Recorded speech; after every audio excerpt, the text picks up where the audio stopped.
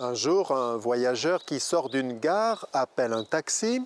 Il s'entend avec le chauffeur sur la course et s'installe à la place du passager. Il commence une conversation banale et voilà que le chauffeur grille un feu rouge. Alors il le lui fait remarquer. « Je crois bien que vous avez grillé un feu rouge. »« Ah, dit le chauffeur, vous inquiétez pas, mon beau-frère le fait depuis des années. » Ça ne le rassure qu'à moitié. Et puis voilà qu'il grille de nouveau un feu rouge. Alors il lui dit « Attention, vous allez nous faire avoir un accident. » Et le chauffeur répond toujours aussi candidement « Vous inquiétez pas, mon beau-frère le fait depuis des années, il est toujours en parfaite santé. » Et le chauffeur va griller comme ça 2 autres feux rouges successivement, avec le même argument que le beau-frère le fait et qu'il n'y a pas de problème. De loin, le passager voit un feu vert. Il se dit « Au moins un carrefour où je passerai tranquille, sans angoisse. » Mais voilà que le chauffeur a ce feu vert pile. Alors il lui dit « Qu'est-ce qui se passe? Vous avez grillé 4 feux rouges et voilà que vous arrêtez à un feu vert ?» Et le chauffeur répond un peu gêné « Oui, je me méfie des fois qu'on croise mon beau-frère. »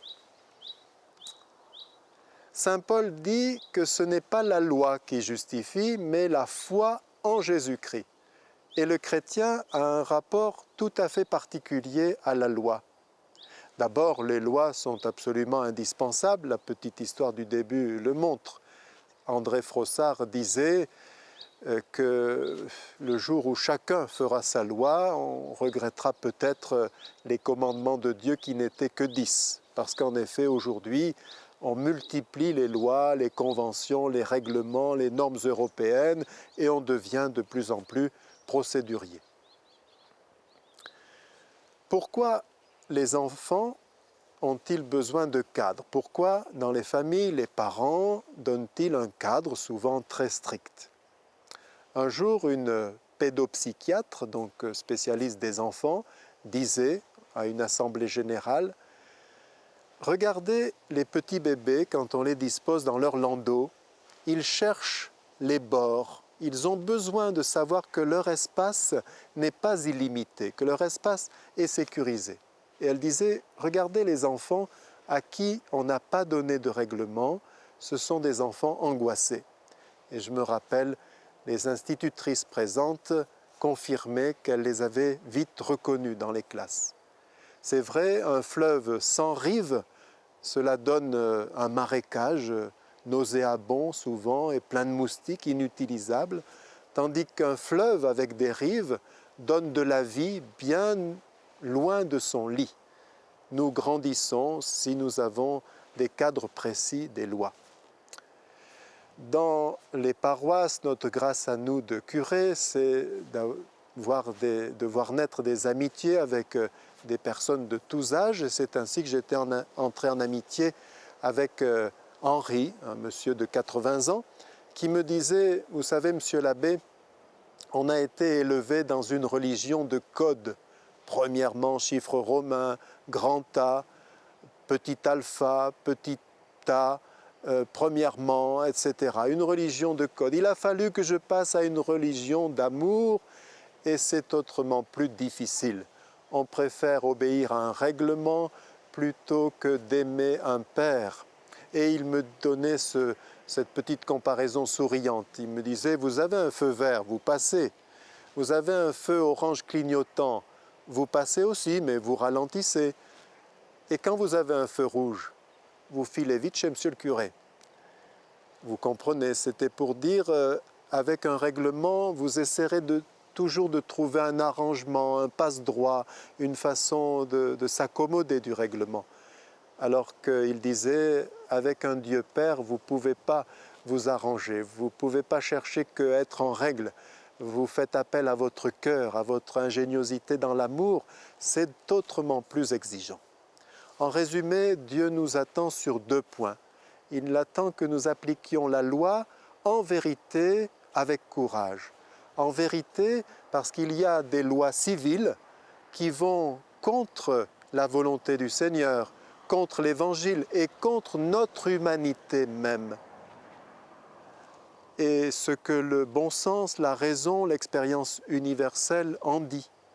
Et dans ce cas-là, eh bien, notre dignité, c'est d'aller puiser au fond de notre conscience, là où le Seigneur parle, pour dire notre désaccord, pour nous opposer et pour refuser ces lois.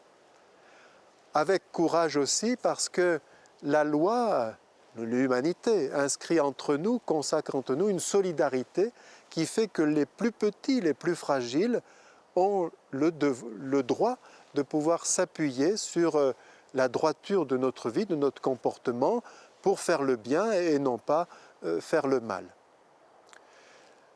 Nous devons appliquer la loi en plus avec amour.